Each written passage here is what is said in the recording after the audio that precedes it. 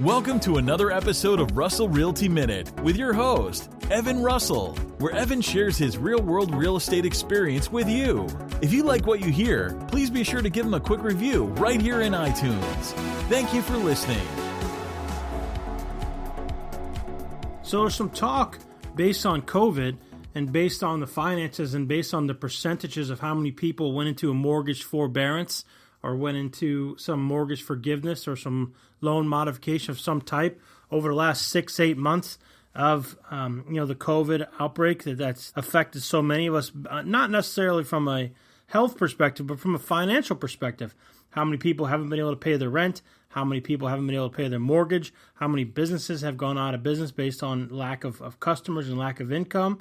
So what comes across my desk is there another chance of a foreclosure crisis? So with so many people being out of work without being able to pay their mortgage or looking for some kind of help or relief on their mortgage, the chances of a foreclosure crisis hitting us, I would say, is pretty close to zero.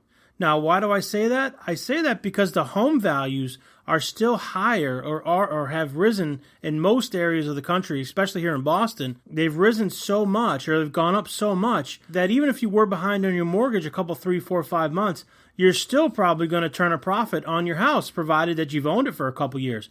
Obviously, if you bought it last year or the year before, and then you've missed 5 or 6 payments, maybe you're in a different situation. But if you've been in your house for any length of time and you've been making your regular mortgage payments, the odds are you've got a pretty decent amount of equity in your house, or at least enough to break free of your mortgage debt.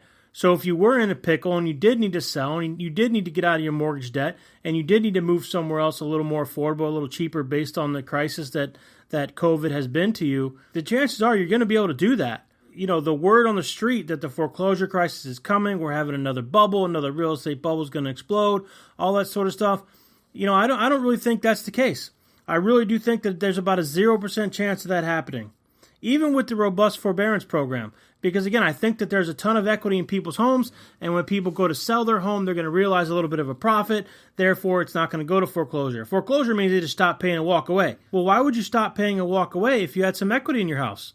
Right? You're not going to do that. You're going to put your house on the market, and even with the 5 or 6% commission, we charge 4%, to pay those high fees, you're still going to make a little money based on, the current values of the homes in and around you. I really don't think there's going to be a foreclosure crisis. I really don't think there's going to be a real estate bubble pop, simply because the statistics are there that support the value. Sellers aren't going to automatically take less money. The only reason the market would go down is if a bunch of sellers decided that they were going to take less money on their house. They're going to sell for less than what their neighbor did, which doesn't make any sense. Why would you sell less than what your neighbor sold for?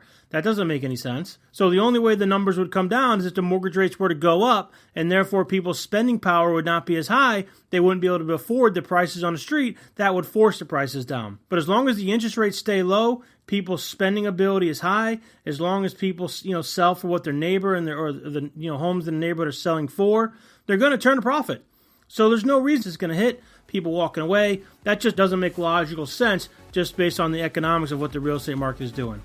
Hope you guys enjoyed another edition of Russell Realty Minute.